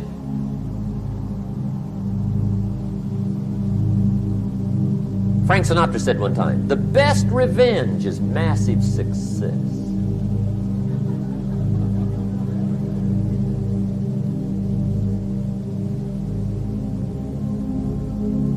Hey, get you a long enough list of reasons so that after tonight you never lack for inspiration. You might not have all the answers right away, but you can get the answers if you can get the reasons. Now let me give you a little simple formula for goal setting. Okay? We take 2.5 hours on the weekend for the whole 10-year plan. We don't have time for that tonight, but let me get you started with a little simple formula Mr. Schoaf gave me, and maybe this will be helpful. First of all, I've divided goals into 2 parts. First is long range. Long range goals. That's your dreams. Your dreams for the next 3, 5, 10, 20, 30, 40 years. Actually, the rest of your life. Your dreams. You've got to keep dreaming. Ronald Reagan, president, said to the joint session of Congress a few weeks ago, the Republic is a dream. And if we don't keep dreaming, we will lose the Republic. Your better future is a dream for yourself and for your family. Where do you want to go? What do you want to do? What do you want to be? What do you want to see? You've got to dream dreams. There's a Bible phrase that says, without dreams and visions, people perish. You've got to have something to go for that inspires the heart and the soul. Dreams. From the children of Sanchez, it says, take the crumbs from starving soldiers, they won't die. Take the bread from hungry children, they won't cry. But without dreams, we all will die. You've got to dream. Don't lose your dreams. For yourself, for your future, for your family, the dreams of love and enterprise and travel and doing things, becoming something unique on your journey here. Don't lose your dreams. Do some dreaming. That's long-range goals. You've got to have those. So that's number 1. Here's the second part of goals, short-range. Short-range goals. That's your goals for tomorrow, this week, this month, this year, the immediate future. We call these confidence builders. Because if you set up something short-range, go for it, get it, latch onto it, work hard, accomplish it. That starts building your strong feelings to go for your dreams. Now, I've divided goals into 3 categories. Here they are. Number 1 is economic. That's your goals for money, income, business, profits, production. Economics. Make sure you've got your economics well planned. Economics plays a major role in everybody's life. Economics is major, which means it ought to be meticulously well planned for tomorrow, this week, this month, this year, long range. What if you asked somebody tomorrow if you could see their meticulously well-planned list of economic goals? What would they probably say? They'd say, you some kind of a nut? You must be weird. Hey, I found out what success is. Success is doing what the failures won't do. Make sure you've got your economics well planned. It'll put you in the top 5%. One of the key little subjects we talk about on the weekend is the 7 fundamentals for wealth and happiness. And And that's one of them, well-planned economics. It's a fundamental if you want to do well. Join the top 5%. Anybody in this room can join the top 5%, if you will. Okay. Now here's the second category of goals, things. Make a list of the things you want. And on my list of things, now I put everything. Little things as well as major things. Doesn't matter how small it is, it goes on my list. I used to just put major things, cars, homes. I don't do that anymore. I now load my list with everything. Everything. And the reason is, part of the fun of having a list is checking it off. That's it. Boy, at the end of the day, if you can go, got it, got it, got it, got it, got it, got it, whatever it is, right? You get into the habit. So load up your list, the things you want. Now, when you check off something major, celebrate. That's an important point to make. Celebrate your achievements. Live it up. Have a party when you reach something you've worked for a while. See, we all grow from two experiences. One is called the pain of losing. The other one is called the joy of winning. We need both of them. Amplify them as much as you can, which also means make losing painful. If you set up something, fooled around, didn't get it, put it on yourself. On the other side, if you did get it, congratulate yourself. Self-congratulations is a sign of maturity. Seeking congratulations is a sign of immaturity. But hey, winning and losing, see, that's what it's all about. That's the name of the game. Now, some people lead such mediocre lives, at the end of the day, they don't know whether they're winning or losing. They got no clue. Guy's just going through the day with his fingers crossed. There's a better way. Okay, here's the third category of goals, personal development. Put those goals together. Personal development goals. That's your goals to be stronger, more decisive, be a speaker, be a leader, learn a language, all kinds of skills. Okay. The whole weekend seminar was designed to improve all your skills so that you walk away more skillful. And that's what you want, the personal development skills. That's what attracts, that's what brings good things to your life, the person you become more skillful. Now, this is quite a package to work on. Economics, things, personal development. For tomorrow, this week, this month, this year, long range. Okay? That'll get you started. Now, here's the simple formula for setting goals. It goes like this. A, work on your goals. That's step one. Work on them. And I put the word work there deliberately. Setting goals is plain hard work. I don't want to kid you. We haven't come here tonight to kid each other. It's work. I know it's work. That's why a lot of people just let it slide. It's work. Many people work hard on their job, but they don't work hard on their future. They just let that slide. And the work involved is making plans. I know most people don't. I understand that. But don't let that be you. Guy says, well, yeah, you work where I work, but the time you struggle home, it's late. You got to eat a bite of supper, watch a little TV, get to bed. You can't sit up half the night. Plan, plan, plan. And the guys behind. Good worker, hard worker, sincere. But you got to be better than sincere, working hard. You got to be better than a good worker. You got to be a good planner. Somebody once wisely said, the people who fail to plan are planning to fail. Well said. So work on your goals. Here's step 2. Write your goals down. That's so important. I teach my staff around the world, put your goals in your journal. Because one of the major people you want to study is yourself.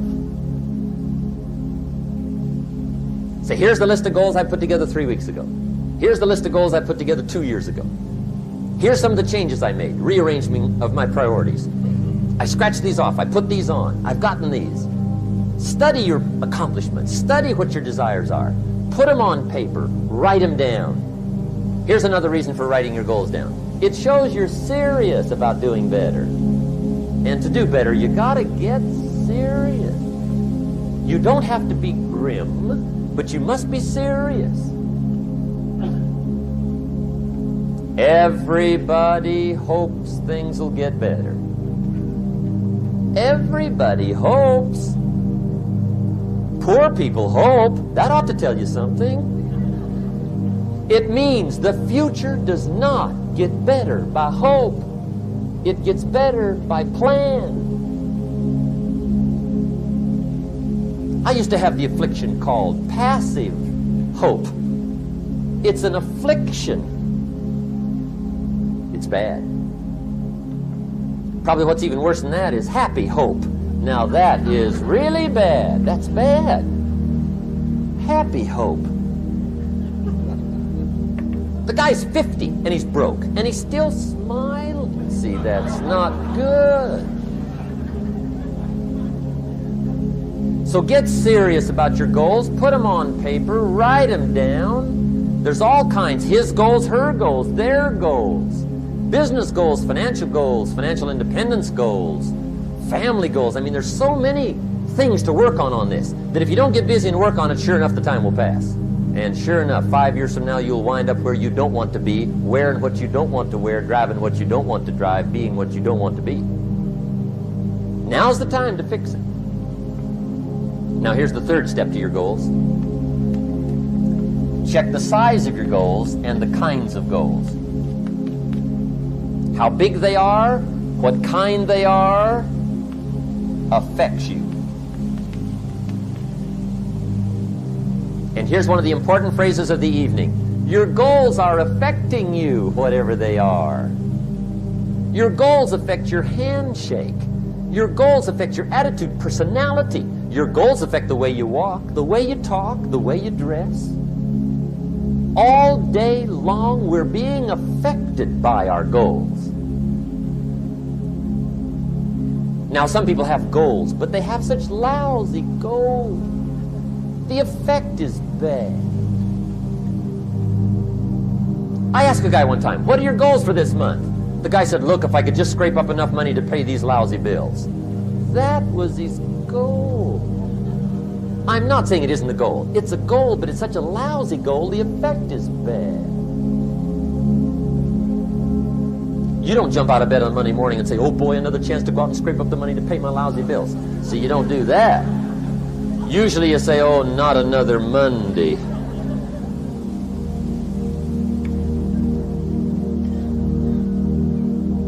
And some people have so given up on life, they have joined the thank God it's Friday club. How sad. Surely those are the same people, when life is over for them, will say, thank God it's over. Let me give you a Bible philosophy that teaches how to get whatever you want. That's the title of the next set of notes. How to get whatever you want. From the Bible. Now again, I'm an amateur when it comes to the Bible. I'm not a pro. But this I can quote, and I think that'll be sufficient. How to get whatever you want. Here's what it says if you're ready. It says, ask,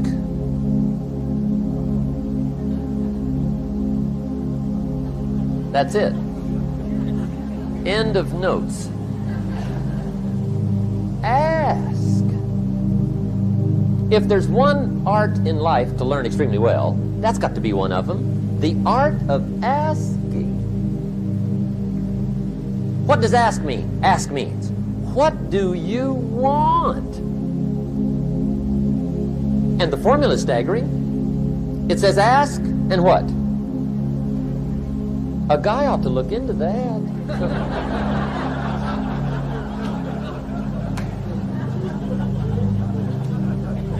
He says, yeah, but you work where I work. By the time you struggle home, it's late. You've got to eat a bite of supper, watch a little TV, TV, get to bed. You can't sit up half the night, ask. And the guys be... See, you've got to be better than a good worker. You've got to be a good asker. Now, let me give you 3 key points on asking and receiving. This can do it. Number 1, asking is the beginning of receiving. Asking starts a unique process, mental and emotional. I don't even know how it works. All I know is it works. It's like pushing a button and all this machinery starts working. I don't know how. It just works. There's a lot of things you don't need to know how. Just work them. Some people are always studying the roots. Others are picking the fruit. I mean, it depends on what end of it you want in on. Asking is the beginning of receiving, so start the process. Here's number 2. Receiving is not the problem. Receiving is automatic. Now, if that's true, receiving is not the problem, what's the problem? Failure to ask might be one of your major problems. I don't know. Check it out. The guy says, oh, now I see it. I got up last year and hit it every day, but there's not a scrap of paper with my goal on it. Good worker, poor asker. So you got to change that. Here's number 3. Receiving is like the ocean. There's plenty, especially in California. It's like an ocean here.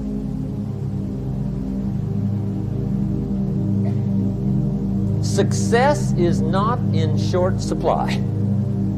It isn't rationed, and you stepped up to the window and it was all gone. No, no, no.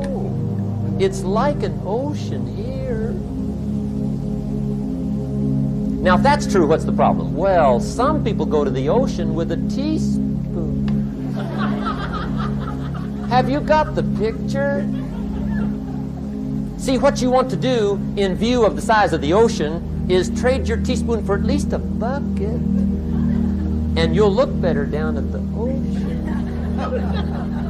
Kids won't make fun of you, right? Okay. Now, there's 2 ways to ask, and we'll wrap up goal setting. 2 ways. Here's number 1. Ask with intelligence.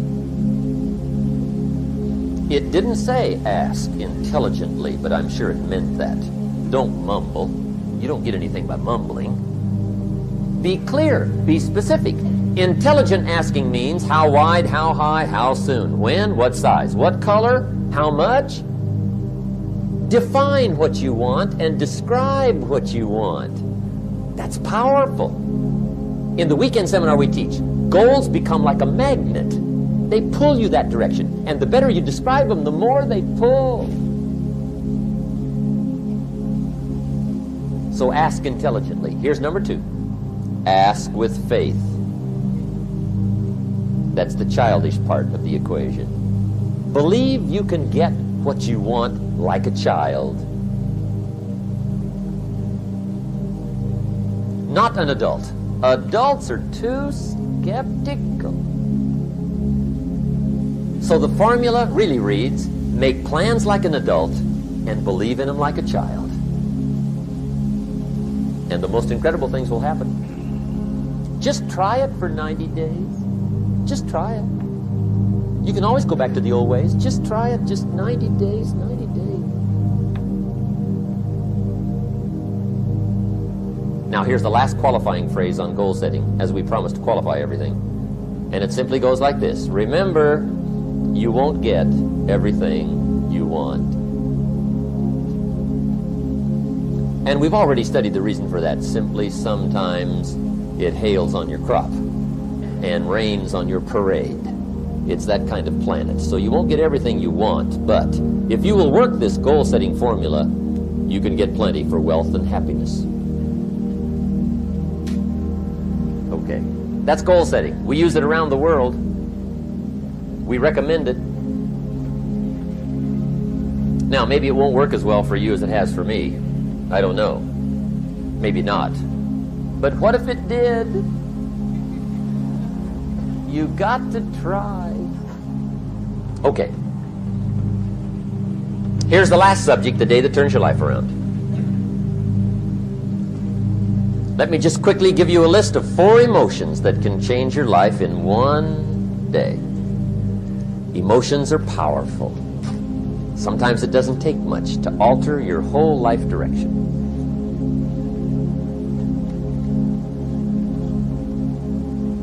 Okay, here they are. Number 1, disgust. Powerful emotion. Disgust says, I have had it.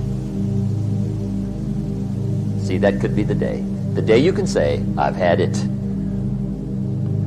And whether you've had it with something small or something major, the day you can say, I've had it, may not be the day it ends, but the day it begins. That's what I said when that little Girl Scout left my door when I'm 25. I give her the big lie, she leaves, I say, I don't want to live like this anymore. I've had it with lying and being broke. Powerful day. The man's finally had it with mediocrity. He's had it with being a loser. He's finally had it with those awful sick feelings inside, knowing his wife is at the grocery store looking at 2 cans of beans, one marked 37 cents, one marked 39 cents. And the guy sick inside knows his wife's going to buy the 37-cent can, and she doesn't even like the brand. Do you know why she's going to buy the 37-cent can? To save 2 cents. The guy sick inside finally says, I've had it. Being on my knees in the dust looking for pennies, we're not living like this anymore.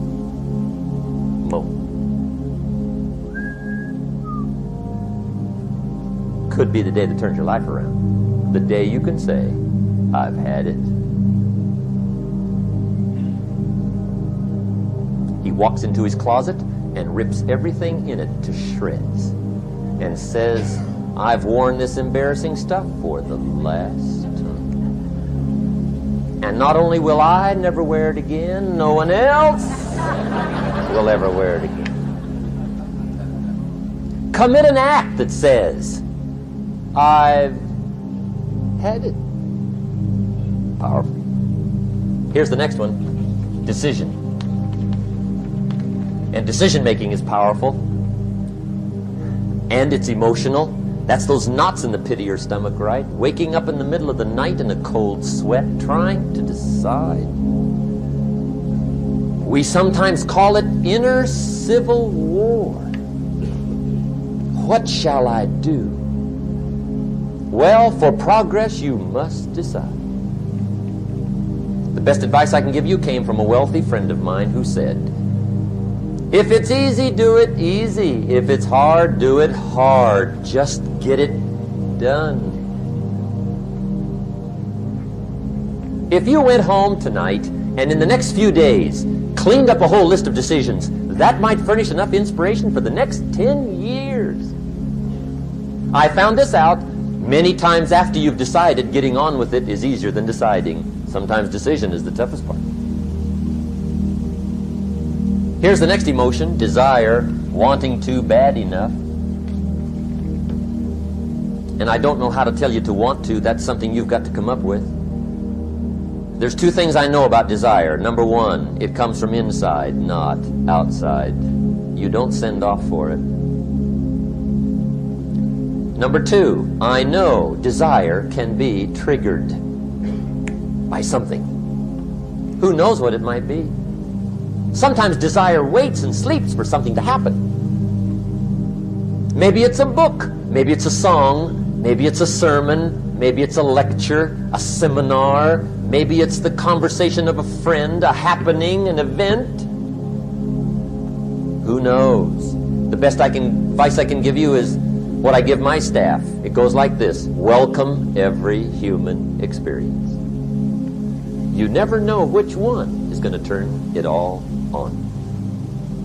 Even the bad experiences. Sometimes from the bitterest experience comes the greatest awakening. So let down the barriers, take down the walls. The same wall that keeps out disappointment keeps out happiness. Let life touch you. Don't let it kill you, but let it touch you. Here's the last one. This one's powerful. Resolve. Resolve says, I will. Two of the most powerful words in the language. I will. Benjamin Disraeli once said, nothing can resist a human will that will stake even its existence on the extent of its purpose. Shortly put, I'll do it or die. See, that's powerful. That could be the day that turns your life around. The world has a strange way of stepping aside when somebody says, I'll do it or die. The man says, I will climb the mountain. They've told me it's too high, it's too far, it's too rocky, it's too difficult, it's never been done before, but it's my mountain, I will climb it. Pretty soon you'll see me waving from the top.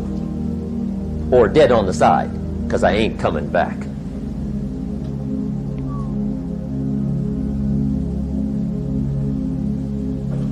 The best definition I ever got from the word resolve came from a little junior high girl in Foster City, California, up north. I'm talking to the junior high kids one day. I love to ask kids definitions. They come up with beauties. I got to the word resolve and I asked, who can tell me what resolve means?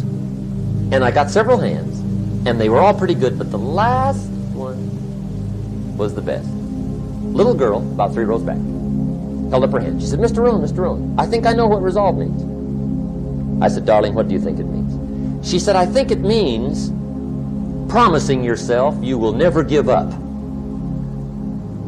I said, that's it. Webster, stand aside. That is the definition. Promise yourself you will never give up. I asked the kids, how long should a baby try to learn how to walk? How long? How long would you give your average baby before you shut him off? How long?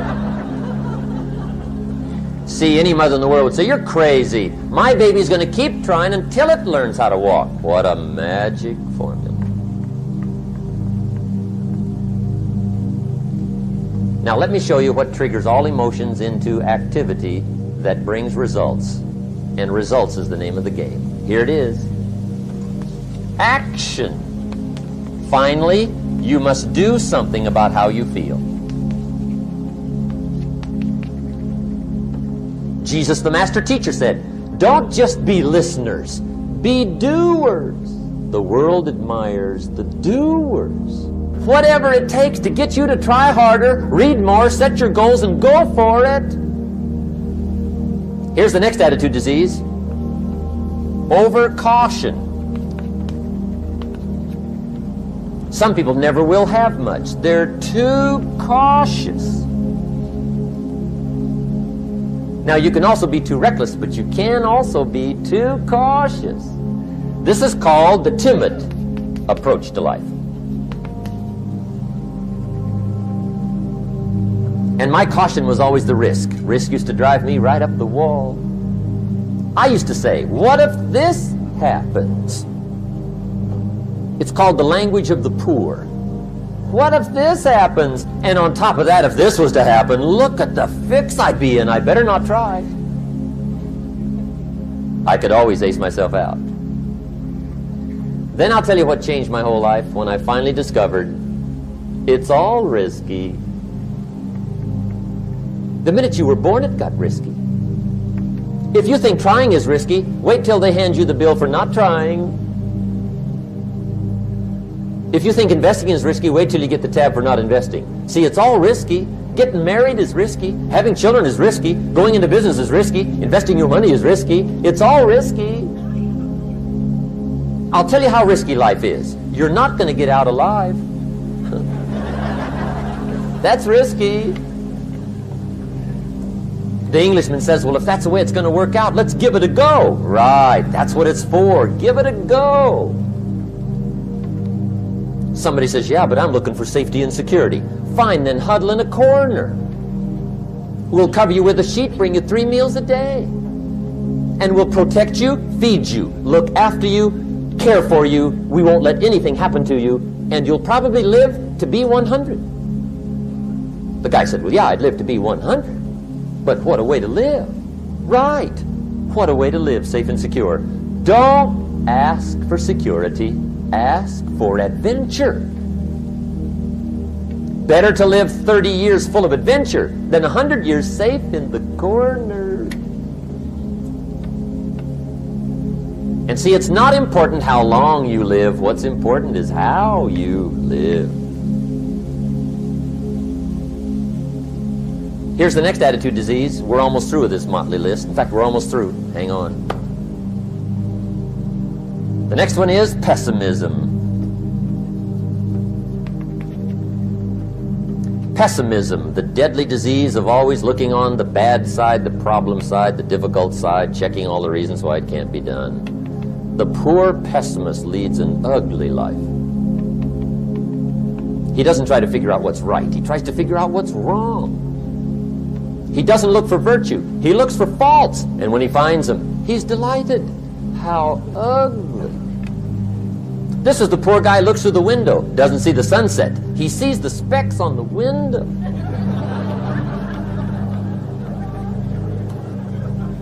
And this is the poor guy, right, who rushes up, takes such leave of his senses. This guy rushes up and he says, I've got 5 good reasons why it won't work.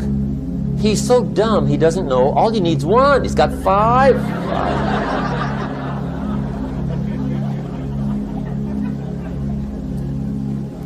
To the pessimist, the glass is always half empty. To the optimist, the glass is half full. Why would the same measure affect people 2 different ways? Answer: it all depends on how you look at it. Our lives are mostly affected by the way we think things are, not the way they are. The way we think they are affects us most. There's a subject we don't have time to get into tonight called better thinking habits. One of the major things Shove taught me when I met him, he said, poor thinking habits keeps most people poor. Not poor working habits. Most people work hard, but they don't think hard. And Shove taught me that the mind is like a factory, a mental factory. And whatever you think about all day long pours ingredients into this mental factory. And that's what builds the economic, social, financial fabric of your life. He quoted me a Bible phrase that says, as you think, so you become. How awesome. When he talked about poor thinking habits, he had me. I used to start the day reading the morning newspaper. I mean, you can believe that or not. I'd get a cup of coffee and read the paper. I'd load up on wars and riots and murders and stabbings and killings and bank robberies and muggings and car wrecks and tragedies. I'd even read the back pages. I seem to like that stuff for some weird reason. I'd load up on all that, and then I'd start the day. You can imagine the kind of days I used to have. You walk around on your financial knees. They call you economic peewee.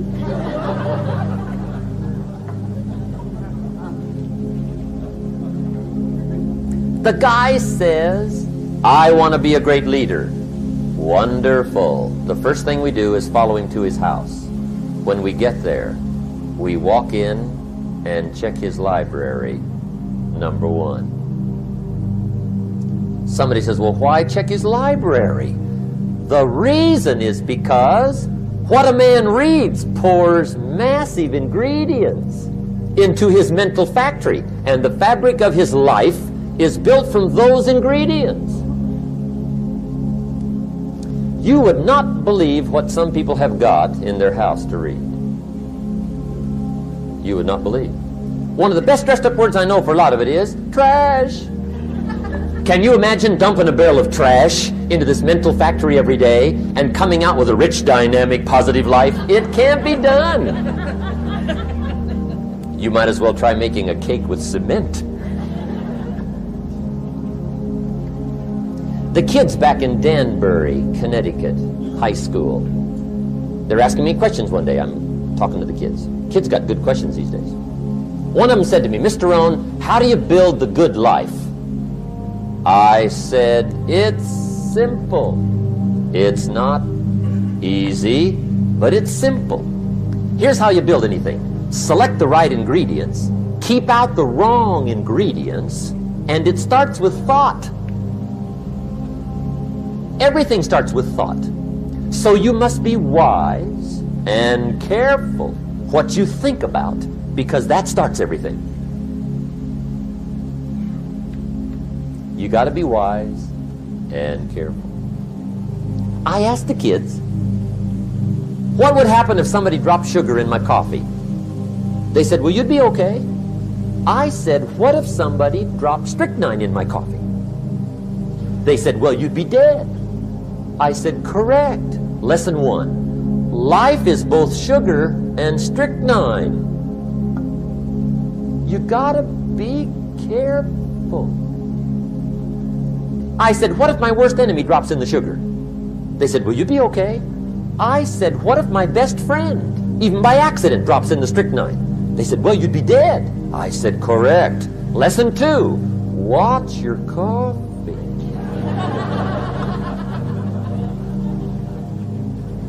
You got to be careful. See, it doesn't matter who hands you the bad stuff. It doesn't matter where you get the bad stuff. It'll still do its damage on your bank account, wherever you get it.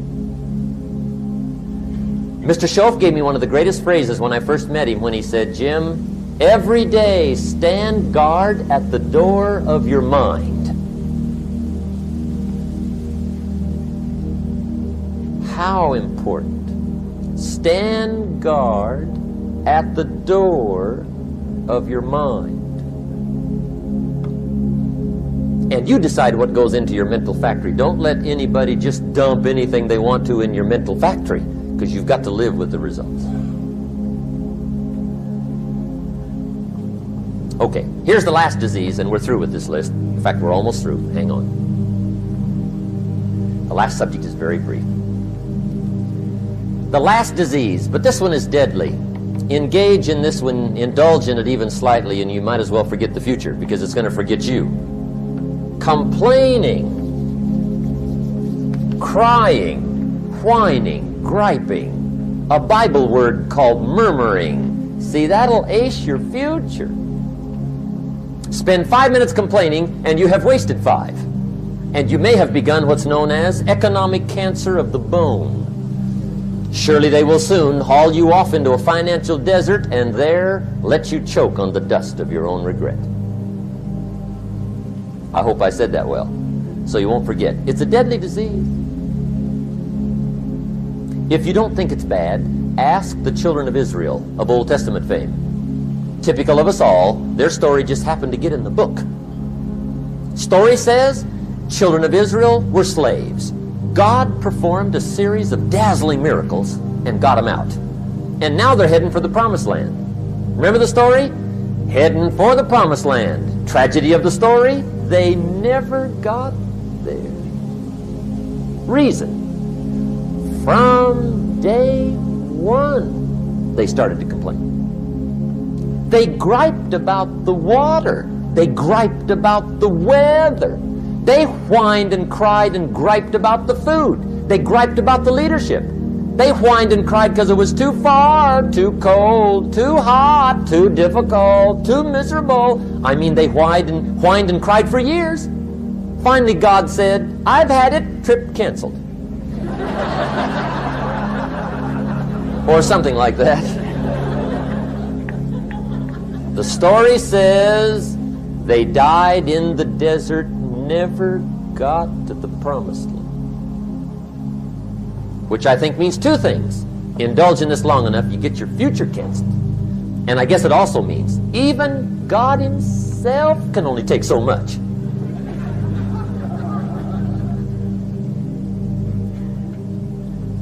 Okay. Just be on the lookout of the things that can destroy all the good you start. The war is on. And this evening, tomorrow, mentally, personally, socially, economically, you got to make sure you're winning the war. And this is part of it.